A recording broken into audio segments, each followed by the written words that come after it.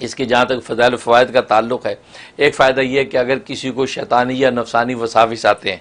اس وساوس سے چھٹکارا نہیں ہوتا، تو اس کو چاہیے کہ ہر نماز کے بعد 7 مرتبہ پڑھ کے اپنے سینے پہ دم کیا کرے، تو کسی قسم کی جو وساوس ہوں گے وہ وساوس کے ختم ہو جائیں گے۔ اور دوسرا فائدہ یہ کہ اگر کسی کو کوئی غم لگ گیا، ہوتا ہے کسی کا رشتہ ٹوٹ گیا، اب وہ غم نہیں جاتا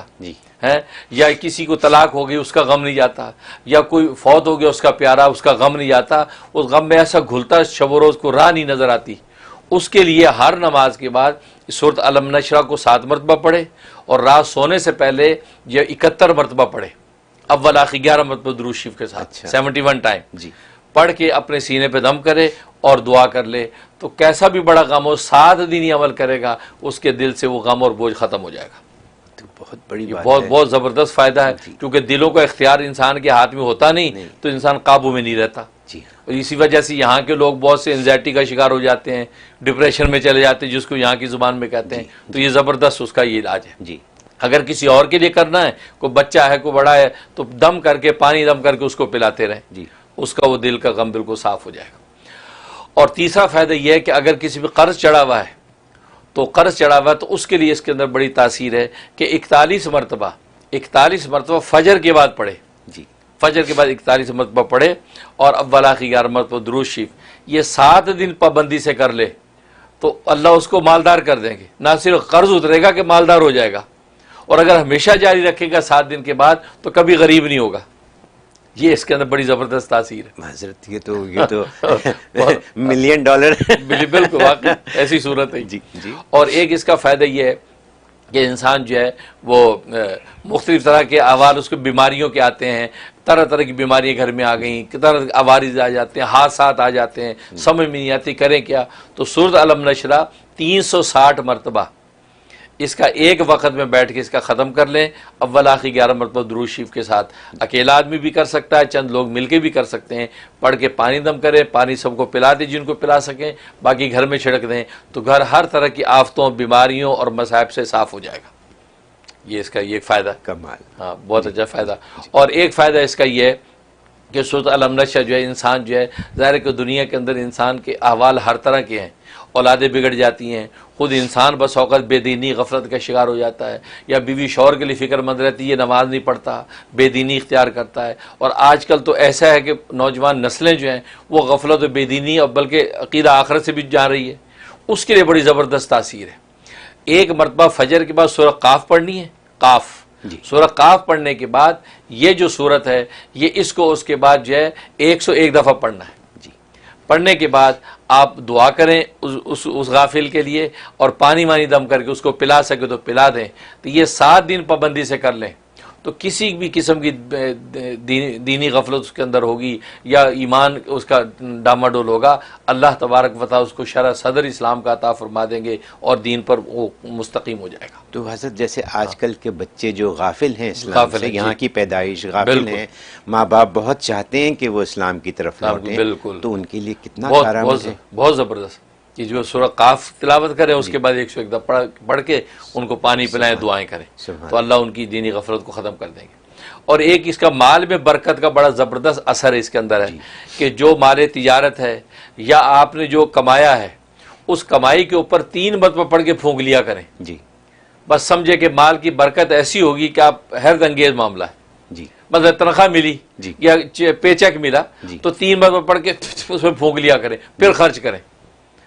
تو اس گھر میں سے مال کبھی ختم نہیں ہوگا، اور اس میں بھی اتنی برکت ہو جائے گی گویا کہ اس کی قوت خرید اتنی بڑھ جائے گی کہ انسان جو مال ہے اور جناب چیزیں آئی جا رہی ہیں، یہ بہت زبردست ہے۔ اور لوگ اس سے بڑے غافل ہیں کہ جیسے تنخواہ ملی آنکھیں بند کر کے خرچ کرنا شروع کر دیا، نہیں، اللہ کی طرف متوجہ ہو کے 3 مرتبہ یہ سورہ پڑھ کے اس کے اوپر پہلے پھونک لیں پھر خرچ کریں۔ میں کلیریفائی کروں گا، جیسے لوگوں کو پے سٹبز ملتے ہیں، پیسے تو بینک میں جاتے ہیں، تو پے سٹب ملتے ہیں، تو ان پے سٹبز پہ پڑھ کے پے سٹب کو پھونک دیں 3 مرتبہ پڑھ کے، پھر ظاہر جو بھی جمع کروانا ہے، یا جو دکاندار ہیں اپنے غلے پہ پھونک دیں، غلے پہ پھونک دیں، تو انشاءاللہ تو یہ اس کے اندر یہ بہت زبردست فضائل و فوائد۔ اور جہاں تک خواب میں تعبیر کا تعلق ہے تو اس کا مطلب ہے کہ اللہ تبارک و تعالیٰ اس کی مالی تنگیاں دور کر دیں گے اور اس کو مالی خوشحالی عطا ہو جائے گی، اور دوسرا مطلب یہ ہے کہ اس کے اوپر کوئی قرض ہے، کوئی ایسے مالی بوجھ ہیں کہ جو اس بوجھ سے نکل نہیں پا رہا، تو یہ بشارت ہے اس بات کی کہ انشاءاللہ اس کو اللہ مال کے اس بوجھ سے نکال دیں گے اور اس کے قرض ورض و تنگیاں جو اس کی ادا ہو جائیں گی۔ اور ایک مطلب یہ ہے کہ اللہ تبارک و تعالی اس کو جو ہے غریب غربا کو کھانا کھلانے کی توفیق عطا فرمائیں گے، یعنی شرح صدر جب ہو جائے گا، شرح صدر میں اللہ سے بھی تعلق بڑھے گا اور اللہ کی مخلوق سے بھی تعلق بڑھے گا، اور یہ غریب غربا کے جو ہے احساس اور درد میں ان کے اندر کھانے تقسیم کرے گا اور ان کو کھلائے گا، اور اللہ تبارک و تعالی اس کے مال میں برکت نازل کر دیں گے۔ یہ اس کے خواب میں بشارت۔ سبحان اللہ۔ سورہ علم نشرہ روزمرہ کے مسائل کے تمام حل پیش کرتی ہے، پیش کرتی، بالکل زبردست، ایک چھوٹی سی 8 صورتوں والی، 8 آیتوں والی، بالکل 8۔ واہ سبحان اللہ۔ حضرت آپ نے بہت زبردست نسخہ بتا دیا لوگوں کی آسانیوں کے لیے، بچوں کی آسانیوں کے لیے، قرض کے لیے۔ یہاں پہ قرض کے حساب سے میں سوال کرنا چاہوں گا کہ جن لوگوں کے مورگیجز ہیں، گھر کا قرض ہے جن کو، اگر وہ اس کو پڑھیں تو ان کی مورگیج کی ادائیگی میں آسانی ہو جائے گی یا ختم ہو جائے گا؟ بالکل بالکل، یہ اسی طرح بالکل سب چیزیں۔ آج ہم اللہ تبارک و تعالیٰ کے اسماء الحسنی میں سے 18ویں نمبر کے نام پر گفتگو کریں گے، جی، جو کہ بعض کتابوں میں 17 نمبر اس کا لکھا ہوا ہے، انہوں نے لفظ اللہ کو کاؤنٹ نہیں کیا تو رحمان سے نمبر 1 شروع کیا، لیکن ہم نے چونکہ اللہ کو بھی کاؤنٹ کیا تھا تو ہمارا جو ہے یہ آج کا جو ہے نام یہ 18واں نمبر بنتا ہے، 18، اور یہ ہے الرزاق۔ الرزاق بہت بابرکت نام ہے، سارے رزق کے خزانے اس نام کی جو ہے تجلی ہیں، اور رزاق کا معنی بہت زیادہ رزق دینے والا، بہت زیادہ روزی دینے والا۔ اور یہ نام جو قرآن کریم میں 5 مرتبہ اللہ تبارک و تعالی نے مختلف آیات میں دہرایا ہے، اور اس کے عدد جو ہے وہ 308 بنتے ہیں، 308، اور اس کا مفرد عدد بنتا ہے 11، کہ 3 اور 8 جو ہے وہ 11 بنتے ہی اس کا مفرد عدد ہے، گویا کہ 11 دن کے ورد کے بعد کوئی نہ کوئی اللہ تبارک و تعالیٰ کا لطیفہ ضرور ظاہر ہونا چاہیے۔ انسان جتنے بھی صدقے دل سے پڑھے گا تو 11 دن کے بعد اس کا لطیفہ کوئی نہ کوئی ظاہر ہونا چاہیے۔ تو یہ بابرکت نام ہے، اور اصطلاحی معنی میں اس رزاق کا معنی وہ ذات جس نے ہر جاندار کی، ہر مخلوق کی روزی اپنی ذمہ لے رکھی ہے، نہ صرف ذمہ لے رکھی ہے بلکہ ان روزیوں کو پیدا بھی کرتا ہے، اور پیدا کرنے کے بعد ان تک پہنچاتا بھی ہے مخلوق تک، بھلے وہ مخلوق کہیں بھی ہو ان تک وہ پہنچاتا ہے۔ اور قرآن کریم میں اس چیز کا اظہار کر دیا کہ وما من دابۃ فی الارض الا علی اللہ رزقها،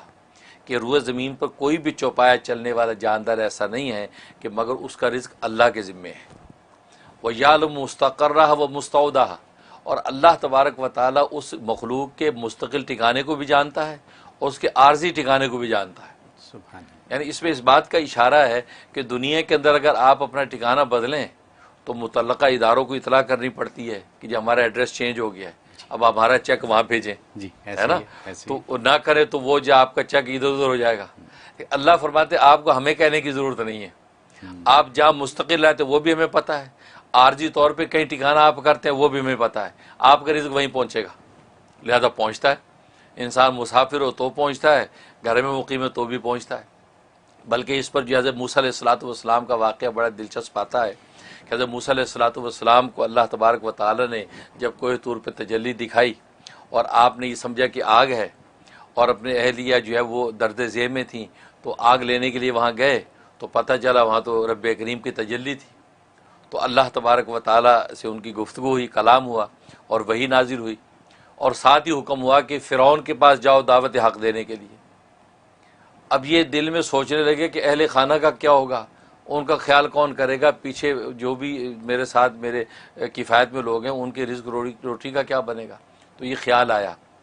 تو اللہ تبارک و تعالی نے فرمایا کہ موسیٰ یہ سامنے جو پتھر ہے اس پتھر کے اوپر جو اپنی لاٹھی مار، لاٹھی ماری، وہ پتھر ٹوٹا، ان میں سے ایک اور پتھر نکلا،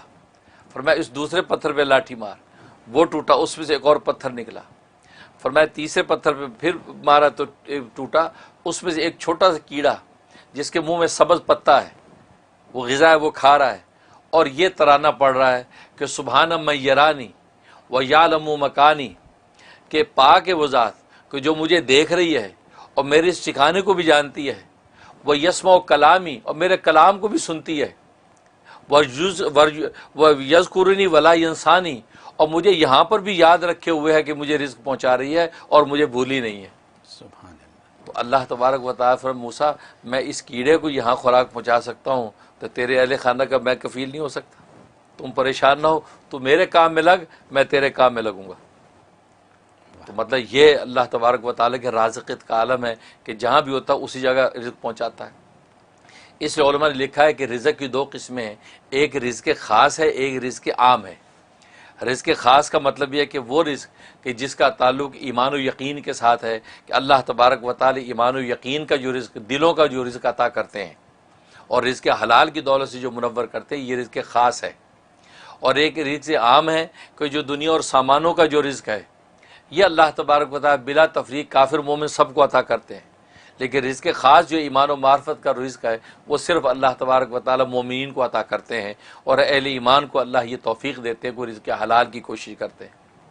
اور ابن قیم رحمہ اللہ تعالی نے بڑی خوبصورت بات کی کہ اصل میں رازقیت کے دو مفہوم ہیں۔ رازقیت کا ایک تو مفہوم یہ ہے کہ اللہ تبارک و تعالی جو ہے وہ رزق عطا کرتے ہیں جو انسان کی ایمانوں اور انسان کے سامانوں کا رزق ہے،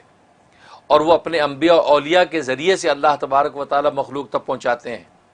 اسے علم و عرفان کا رزق بھی ملتا ہے، یعنی قلوب کا رزق، اور اسے انسان کے ابدان جو بدن جسم ان کا رزق حلال وہ بھی ان کے ذریعے سے مہیا ہوتا ہے۔ ایک یہ مطلب۔ اور دوسری قسم رزق سے مراد یہ کہ وہ رزق جو رزق حلال ہے، جو بدنوں کا علم ہے، اللہ تبارک و تعالی نے بدن کی نوعیت طبی طور پہ ایسی بنائی ہے، ایسی اندر وینز اور رگیں اور ایسے سلسلے رکھے ہیں کہ وہ رزق ان کے ذریعے سے اسے اپنے متعلقہ مقام تک پہنچاتے ہیں۔ کیونکہ اگر رزق موجود ہو اور اندر کھانے کا نظام ڈسٹرب ہو جائے تو کیسے پہنچے گا؟